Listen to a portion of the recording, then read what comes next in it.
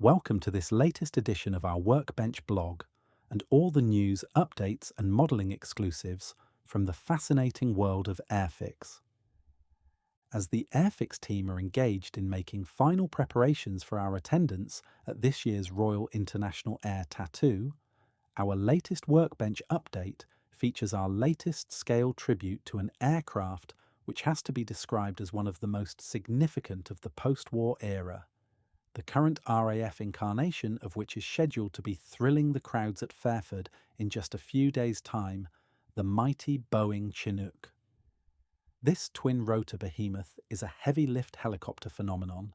an aircraft whose everyday routine taskings are anything but routine, and a helicopter the world has come to rely on over the past 63 years or so. As the second release from our newly tooled Boeing Chinook HC kit is just about to arrive in our warehouse and is surely destined to prove as popular as the inaugural release, we're devoting this edition to the wonderful world of the Wokka, looking at why both the aviation world and modelling enthusiast communities just can't get enough of this magnificent and historic aircraft. In addition to taking a little historic overview of the Chinook's service life with the Royal Air Force, we will be looking in a little more detail at the two scheme options which are included with this second release, with the added benefit of having eyes on a selection of built model images featuring kits finished in both of those scheme options. With both schemes possessing incredibly strong appeal, whilst both looking very different from each other, it's a case of which Wokka wins in this latest edition of your Workbench blog. For those of us who enjoy attending air shows over the summer months, there are some aircraft which make such a lasting impression on us that they have remained firm favourites over the years, despite the fact that earlier variants of those same aircraft may have entered Royal Air Force service almost a lifetime ago for many of us. An aircraft which is always guaranteed to demand the attentions of any airshow audience, the Boeing Chinook is as capable a performer as it is impressive to look at, and when combining this with the unique sound of its arrival, is it any wonder that it enjoys an unrivaled reputation as an airshow performer? During the course of an RAF Chinook display routine, no matter how many times you have seen one performing previously, prepare to be completely captivated by what this incredible helicopter can do, as such manoeuvres as pedal turns, the roller coaster, and insane wingovers will all be coming as standard. If you're lucky, even a massive pair of foam day-glow hands will appear on the rear ramp of the helicopter, as the crew acknowledge the appreciation of the masses gathered beneath them. In short, a Chinook display is nothing short of astonishing. The things crews manage to do with these 12-ton heavy-lift helicopters is quite simply breathtaking, as they don't appear to have to conform to the same laws of gravity the rest of us are governed by. But after putting their Chinook through its paces, we're definitely all left with a better understanding of why this is regarded by many as the most capable helicopter the world has ever known. Of course, when the RAF decided to procure the Chinook back in 1978, being the consummate airshow performer wouldn't have been high on their list of specification priorities. What they were actually looking to buy was the world's most advanced, battlefield-tested, heavy-lift helicopter available at that time. They knew that in a changing world, the Chinook would present them with an impressive upgrade in capability, a helicopter where the routine is anything but routine, and one which could turn its hand to any number of taskings, be they military or humanitarian. As we currently find ourselves commemorating the 85th anniversaries of the Dunkirk evacuations and the Battle of Britain, it's interesting to appreciate that whilst helicopter technology advanced significantly during the 10 years prior to the end of the Second World War, it would be the years which immediately followed the end of World War II that were the most dramatic developments taking place, particularly in the production of effective, capable, and reliable machines. During the 1950s, the first reliable helicopter types started to enter service across the world and immediately highlight the versatility which would make them invaluable in performing a multitude of military and civilian tasks, proving equally effective in delivering troops and supplies into areas which were simply inaccessible to other aircraft types, as they were at rescuing grateful holidaymakers from the sea when getting themselves into a spot of trouble. The helicopter would go on to establish itself in so many ways, and whether operating in a military or a humanitarian role really has no equal in the world of aviation. An aircraft which possibly underlines the qualities of the modern helicopter more effectively than any other type, the mighty Boeing CH-47 Chinook has already been in military service for over 60 years and shows no sign of disappearing from our skies anytime soon. The distinctive tandem twin rotor configuration of this heavy lift helicopter cleverly counteracts the effects of engine torque by having each of its huge rotor blade stacks turning in opposite directions, thus negating the need for the tail rotor we traditionally associate with helicopters. An extremely impressive machine, the Chinook made its first flight back in 1961, and since that date has gone on to become one of the most effective aircraft designs of the post-war era, one which can operate in almost any environment, no matter how inhospitable the terrain. Clearly, this has made the Chinook invaluable when performing a great many roles, and certainly when it comes to British military operations where troops are on the ground, they won't go unless Chinooks are there to support them. Britain's links with this magnificent machine go all the way back to 1967, as the RAF's admiration for America's impressive new heavy-lift helicopter led to an order being placed for 15 new aircraft to replace their own Bristol Belvedere tandem rotor military helicopters.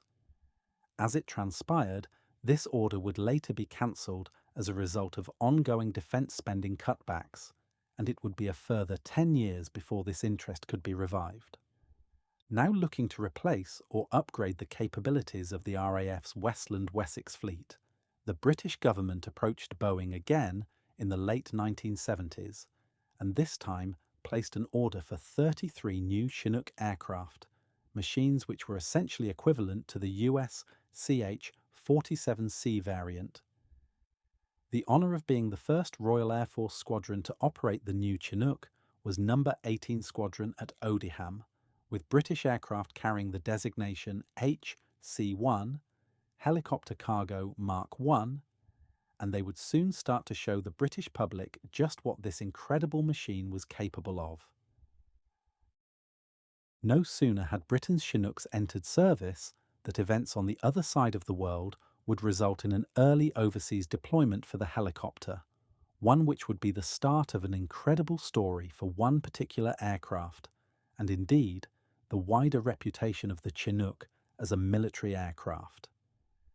5 of the RAF's new Chinooks were loaded aboard the requisitioned container ship Atlantic Conveyor for the task force voyage down to the South Atlantic, each one stored on the deck of the ship and wrapped in Dreeclad PVC covers as a protective measure.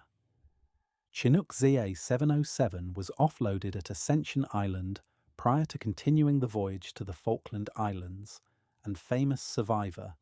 ZA-718 was in the air when the Atlantic Conveyor was struck by Exocet missiles and destroyed, with the remaining Chinooks lost. ZA-718 Bravo November would be the only Chinook subsequently available to the British task force, but her historic exploits are certainly the subject of a future edition of Workbench. An indication of just how successful the RAF's Chinook force had proved to be over the years, the fleet has benefited from almost constant upgrade and additional procurement, with the aircraft unquestionably becoming an essential component of Britain's military capabilities. This upgrading of capabilities has kept the Chinook at the forefront of world helicopter technology, and currently it appears the only aircraft capable of replacing a Chinook is another Chinook, a situation which doesn't seem likely to change for many years to come. The procurement of new Chinooks allows their incredibly hard-working predecessors to finally hang up their rotor blades. However, the latest variant of Chinook, are unquestionably some of the most advanced aircraft in current Royal Air Force inventory, despite the fact that this aircraft type has already been in British service for 45 years. The Chinook sustainment programme will ensure these magnificent aircraft can continue serving the nation in a way only a Chinook can, for the next 20 years or so at least. Since our project to introduce a newly designed model kit of the early British Boeing Chinook HC, one was announced with the launch of last year's range in January 2024. To say there was great interest in this kit would be the understatement of almost half a century of RAF Chinook service. When we attended last year's RIAT show, the demand for this impressive kit was such that we couldn't take any with us at all, because every single example had already left our warehouse. The only one we did have with us was a built sample gracing our display cabinet, and if we'd had £1 for every offer we received to take that one off our hands, we could have funded the Hornby Christmas party last year. Even members of that year's RAF Chinook display team dropped by to see what all the fuss was about, and we had to send them away with anything but an Airfix Chinook. The challenge of tackling this significant project was handed to talented product designer Paramjit Sembi, a young man who now has a stellar list of new Airfix tooling projects on his design CV, and a man who has a passion for modelling flowing through his veins. If you would like to revisit our Chinook Designer interview edition of Workbench, you can do so by using this Airfix Chinook link. When doing so, you will discover some of the many challenges he faced in bringing this superb new kit to the Airfix range, along with some of the design elements he was most pleased with. You will read how he found the offset detailing down the dorsal spine of the aircraft to be quite difficult to get his head around, but once he'd managed to figure this out, how he was particularly pleased with how it turned out. The detail Paramjit managed to incorporate into the area around the loading ramp and also at the back of the cockpit also proved to be particularly pleasing for him, and more widely, how the kit assembled in a logical and enjoyable manner for the modeller are all rewarding aspects of the design he is particularly proud of. It really is a fascinating insight into the work of an Airfix product designer and is definitely worthy of a revisit. This second release from this impressive tooling presents two incredibly appealing but quite different Royal Air Force schemes for late variant HC.1 Chinook aircraft, with one wearing a particularly spectacular Gulf War camouflage scheme, whilst the other wears an anniversary scheme to celebrate the 75th anniversary of its parent Squadron. Let's take a closer look at both of the new schemes now. With the legendary exploits of the Survivor. Bravo November, during the Falklands War, setting the tone for Chinook operations in Royal Air Force service, when British troops were required to support an international effort to oust Iraqi troops from Kuwait in 1990. Its services would be required once again. Following the Iraqi invasion of Kuwait in 1990, the international condemnation which followed saw a mighty coalition military force amassing in Saudi Arabia, the size of which had not been seen since the end of the Second World War. The initial phase of the coalition response was to secure the airspace in the region, before striking at opposing military facilities and infrastructure. This was all intended to neutralise the threat posed by Iraqi forces, and whilst this work was carried out by coalition fast jets, RAF Chinooks began their own operations which were perhaps less glamorous, but no less vital. During this first Gulf War, RAF No. 7 Squadron sent 3 of their Special Forces Flight Chinook helicopters to operate from Al Juf, Saudi Arabia, in support of highly dangerous but absolutely vital special operations. These missions included the insertion, support, supply and extraction of SAS and SBS units engaged in specialist missions, which included the delivery of SAS troops into western Iraq, the resupply of SAS fighting columns in the desert, and the insertion of SBS sabotage teams close to Baghdad itself, with orders to locate and destroy communications cables, thus throwing Iraqi missile operations into disarray. Special Forces Chinooks were also used during the famous and widely documented retaking of the British Embassy in Kuwait,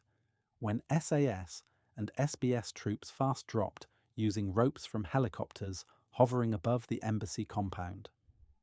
It's also thought that these specially equipped helicopters were also used in the delivery of the controversial and ultimately tragic SAS Operation Bravo 20,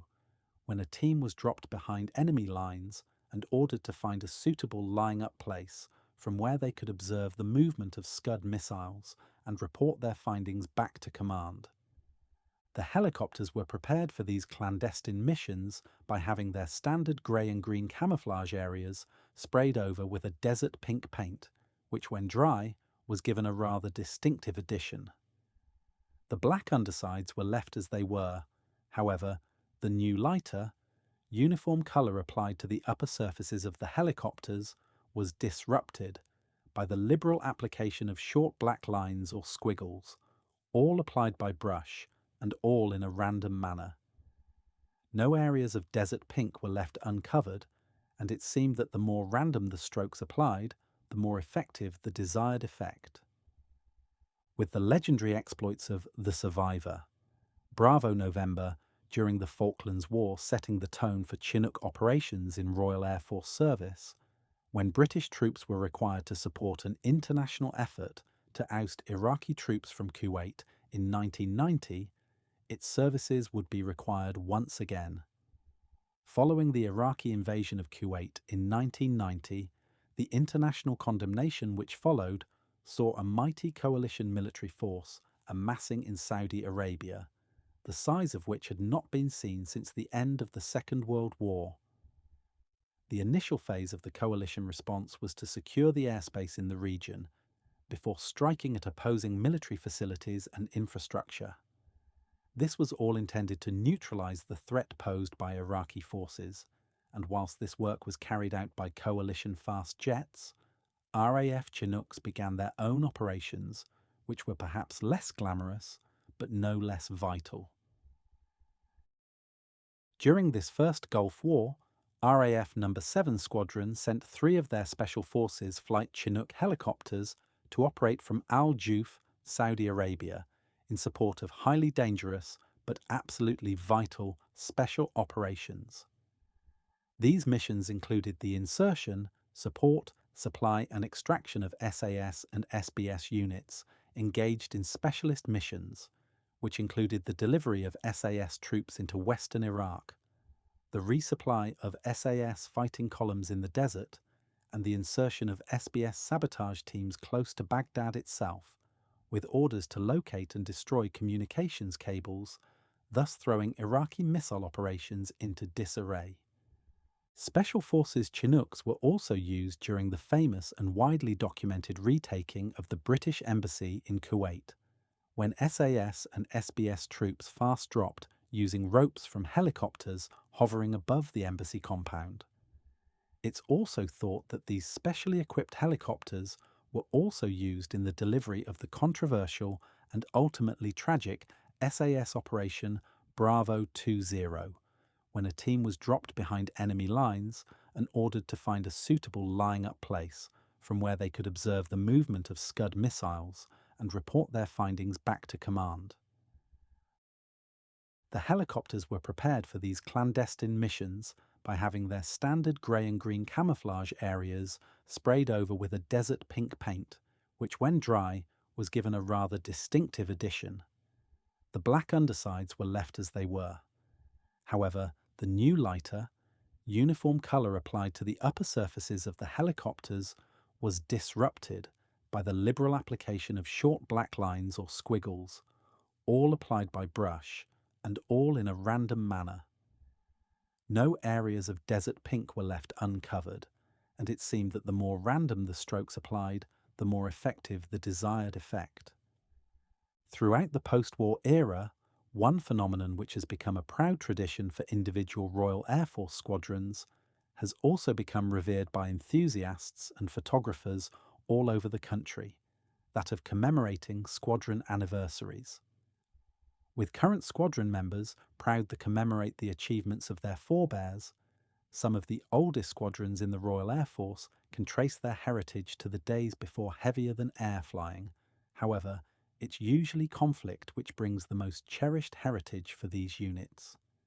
Usually drawing inspiration from the unit's squadron badge, an impending anniversary usually gives artistic members of the current squadron the opportunity to submit anniversary proposals to their commanders. And just sometimes, this can lead to one aircraft being wheeled into the paint shop to receive a rather striking and sometimes spectacular presentation update. If your squadron operates the mighty Boeing Chinook helicopter, then the painting team will have plenty of aircraft real estate to work with, and as a consequence can produce something quite magnificent. Originally formed at RAF Northolt in 1915, the RAF No. 18 Squadron has a rich service heritage, which includes claiming more than 200 enemy aircraft destroyed by the end of the Great War and later during World War II, mounting the operation to drop a replacement artificial leg for famous RAF ace pilot Douglas Bader, following his capture in the summer of 1941. During more than 55 years as a helicopter unit, No. 18 Squadron famously provided the only Chinook support during the Falklands War, as ZA-718 Bravo November was the only one of 4 of these mighty helicopters to survive the Argentine double Exocet missile attack on the Atlantic conveyor container ship, requisitioned by the Ministry of Defense in support of the conflict. Commemorating the squadron's 75th anniversary in 1990, Chinook HC-1Z D980 was presented in this magnificent red and black scheme, and whilst it was dominated by the unit's Pegasus rampant motif, the design also made reference to other aircraft operated throughout its proud history, including periods where it operated the Hawker Hart and English Electric Canberra. The Pegasus rampant which dominates the unit's badge emanates from the Great War, and how the squadron's aircraft worked in close conjunction with cavalry units, developing tactics to capitalise on any ground breakthrough by bringing air power to bear. Despite being one of the most attractively presented of all the RAF's 75th anniversary aircraft that year, it seems as if ZD980 was a little more elusive than most specially painted RAF aircraft in 1990, and other than a few official pictures taken at its home base at Gütersloh, enthusiast photographers would have been lucky to have grabbed a selection of pictures for their archives. Another incredibly long-serving and hard-flying aircraft, ZD980 was constructed as Boeing Vertol CH-47-353M A037 in 1985 and allocated the civilian registration N37082. Later transferred to the Royal Air Force with the serial number ZD980. During her long career, she is known to have operated in the colours of NOS. 7 and 18 squadrons, and as part of No. 2 40 OCU, in addition to wearing a smart all-over white scheme while serving on UN peacekeeping duties. Once again, she was originally supplied as an HC-1 variant aircraft, later receiving the composite rotor blade replacement upgrade, and later still being sent back to Boeing for full upgrade to HC-2 standard. She would be upgraded to HC-4 standard by July 2014 and further upgraded to HC.6A standard by May 2018. Having already been in service for 33 years at that point, she would return to service and continue plying her trade from that point onwards, and is still thought to be one of the aircraft on strength with the Royal Air Force. The RAF are currently in the process of modernising and upgrading their Chinook fleet, and whilst the number of aircraft on strength is set to reduce from 60 to 51 aircraft before long, this will ultimately include 14 new extended-range Chinook helicopters, which will greatly enhance capabilities, particularly in the Special Forces role, where the range over most existing Chinook models will be doubled. The current RAF fleet consists of a combination of HC-5, HC-6, and HC-6A aircraft, and as the new Chinooks are delivered and come online, the oldest aircraft will be retired, taking the force down to a total figure of 51 aircraft. From the Falklands War to the present day, the RAF's Chinook force has been at the forefront of British military and humanitarian operations over the years, proving itself to be an invaluable asset in all situations and an aircraft we simply can't do without. The only aircraft seemingly capable of replacing a Chinook is the latest variant of Chinook, a situation which doesn't look like changing anytime soon. With its impressive airshow demonstrations and distinctive blade slap sound, is it any wonder that the Chinook has become one of the most recognised aircraft the world over, and in RAF service has achieved almost legendary status, with certain individual aircraft appearing to take on their own identities. This latest release is just the second kit produced from this impressive new tooling, one which is our 1/72nd scale tribute to one of the most important British aircraft of the post-war era. The two scheme options available with this new release have to be described as simply stunning, each with their own appeal and interesting story to tell, but both being very different from each other. Although spending time with this kit will be an absolute joy, the stress of choosing one scheme over the other will undoubtedly be a little less pleasurable. But whichever one does get our vote, the finished model will look magnificent in our display cabinets. We are afraid that's all we have for you in this latest edition, but we will be back next Friday with more project development updates and the very latest Airfix kit exclusives. In the meantime, we are always keen to hear your views on all things Airfix, and in particular, any thoughts and opinions you may have regarding our Workbench blog. If you would like to drop us a quick line, could we please ask that you use our Workbench at airfix.com email for all correspondence. To revisit any of the Airfix blogs we have produced over the past 7 years or so, please head to our main Workbench hub, where you will find our entire blog back catalogue and all the Airfix design projects we have already covered. If you're listening to this on YouTube, please give us a like and subscribe to the channel. If you're listening on your audio platform of choice, feel free to rate us 5 stars and follow us. We'll see you next week for another installment of Workbench. This podcast audio was generated by AI using text written by a human.